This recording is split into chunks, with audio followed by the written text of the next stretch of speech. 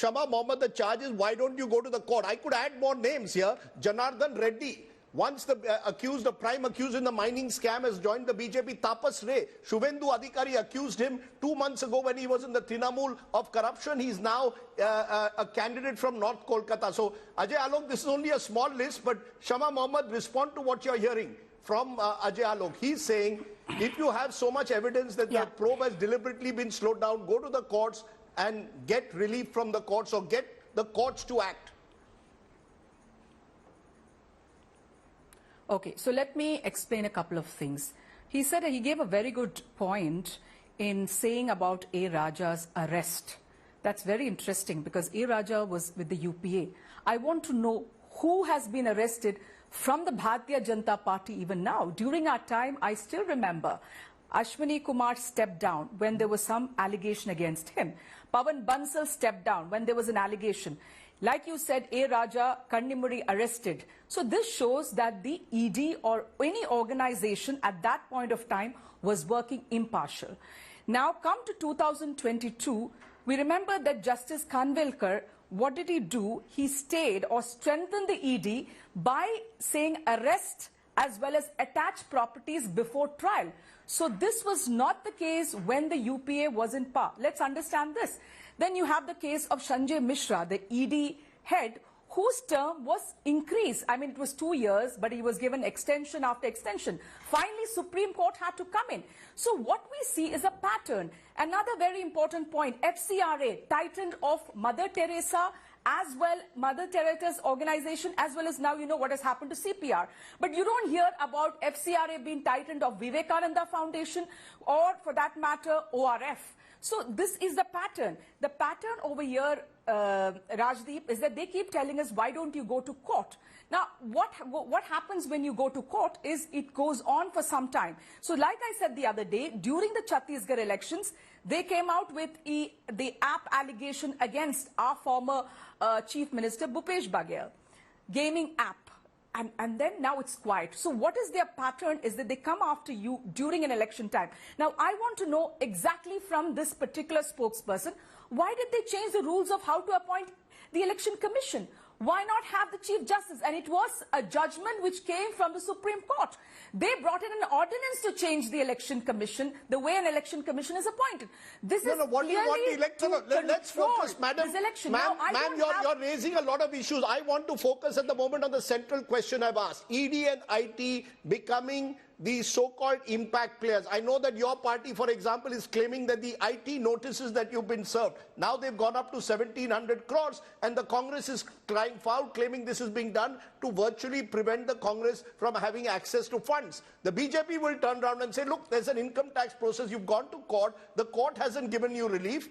What is the BJP supposed to do? You see, the BJP's response to you is the courts are you saying Rajdeep, the courts of this country are also impact players? Are you saying that the courts of the country are also run by the Modi government, ma'am? See, why? No, I'm not saying any of those things. We had a good judgment in the electoral bonds, even though it has been delayed by a very long time. But look at what has happened with the High Court judge who was giving all the cases pro the BJP and against the TMC. What is he doing right now? He resigns and he gets a ticket to fight election. I mean, isn't that quid pro quo? Why not a cooling period of 3 years? What is happening? Who was the former Chief Justice made the Rajya Sabha member of parliament in their party? So I am not accusing any, but there is a pattern here. Look at what is now the tax issue which you talked about. Now we have the Election Commission's page shows that 1,297 people have deposited 42 crore to BJP between 2017 and 18, and their names and addresses are not mentioned, and they have not filed for this number of people as well as the amount, the Bharatiya Janata Party. So why is there no fine against them? Our question today is, if you look at the pattern, every ED investigation, every income tax is coming to the opposition. During our time, which I made very clear, that it was against the opposition as well as for our own people. Nobody's denying. If there were 26 members during 2004 and 14, political leaders investigated. Out of that, 6 were of the Congress, 3 were of the BJP, and the rest from the other parties. So there was a level playing field. How do we go into elections when there is no level playing field, when our money is frozen? Every opposition leader, your money is under the end, but I take your point. Rohit Pawar, I take your point, ma'am. You are saying, just a minute. You have used a word, there is no level playing field. I want to take that now to Jasmine Shah. Because Jasmine Shah, this argument is being made even in the court by Arvind Kejriwal's lawyers, including Abhishek Manu Singhvi, that there is no level playing field, that this entire investigation, the Delhi liquor scam, has been done to ensure that Arvind Kejriwal cannot campaign in the 2024 election. He has raised that issue of a level playing field. Now the BJP again there will say, or the government will say, look, there's a scam, several people have been arrested, and they haven't got bail. Why are you blaming us simply because of the timing which has come just before the elections? Rajdeep, first let me explain this washing machine that the metaphor that you used. BJP in the last 10 years has invented the largest washing machine in the world. And this washing machine doesn't need power. It needs only 2 entities, ED and CBI. The moment you pull this away from BJP, the washing machine stalls. Now, there are 2 settings to this washing machine also, Rajdeep. One, where you insert all the dirty industrialists, you wash them. What happens? Electoral bond donations come to the BJP. Second, you put all the dirty politicians, you wash them. What happens? All of them migrate to BJP. All the cases are dropped. With the electoral bond data, 41, there is very precise information of 41 large companies that have totally donated 2,700 crores to the BJP and who were raided by ED, CBI and IT. Mind you, ED and CBI and IT raiding a company means that there has been a large-scale matter of corruption or money laundering. And it turns out that out of these 2,700 crores, 1,698 crores has been given after the raid.